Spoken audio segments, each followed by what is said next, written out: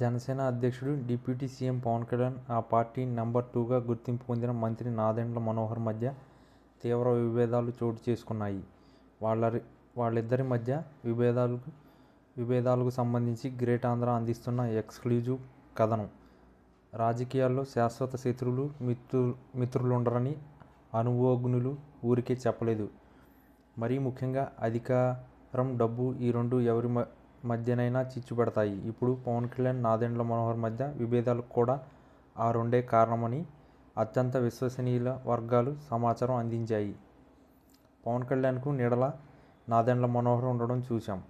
పవన్ కళ్యాణ్కు సంబంధించి ప్రతి వ్యవహారం మనోహర్ చూసేవారు. నాదెండ్ల మనోహర్ పవన్ కళ్యాణ్ రాజకీయాల్లో చేస్తున్న ఆర్థిక వ్యవహారాలు కూడా తెలిసేవి. రాజకీయాల్లో మార్గనిర్దేశకుడిగా నాదెండ్ల మనోహర్ను భావించడం వల్లే ఆయనకు మంత్రి పదవి కూడా ఇప్పించారు.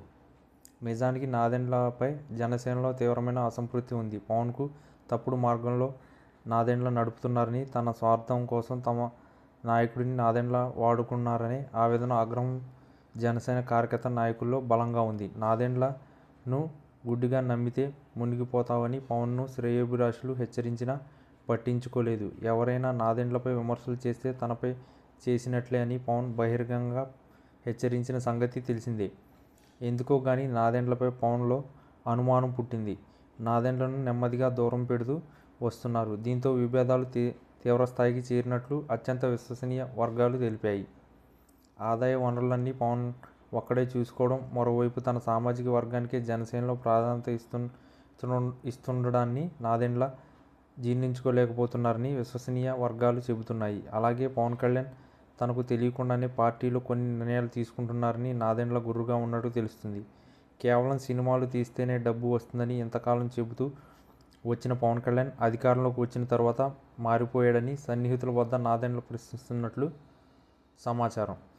తమ్ముడే పేకాటే అనే చందాగా ఆదాయం దగ్గరికి వచ్చేసరికి తనకు పక్కన పెట్టడంపై నాదెండ్ల మనోహర్ తీవ్ర అసంతృప్తిగా ఉన్నట్లు తెలుస్తుంది. మరోవైపు జనసేనను కులపార్టీగా తయారు చేస్తున్నారనే అభిప్రాయం కూడా నాదెండ్లలో ఉంది.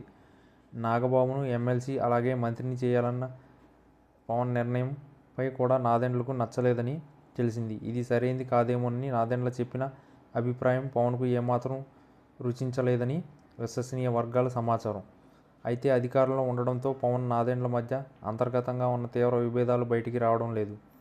రాజకీయంగా ఏమాత్రం తేడా వచ్చినా పవన్ గురించి పచ్చి నిజాలు బయటపెట్టడానికి నాదెండ్ల వెనుకాడరని విశ్వసనీయ వర్గాలు చెబుతున్నాయి. జనసేన, టీడీపీలో కీలక నేతలందరికీ పవన్, నాదెండ్ల మధ్య విభేదాల గురించి బాగా తెలుసు. ప్రధానంగా ఆదాయం వద్ద మొదలైన విభేదాలు అనేక రకాలుగా మలుపులు తిరుగుతున్నట్లు విశ్వసనీయ వర్గాలు చెబుతుండడం గమనార్హం.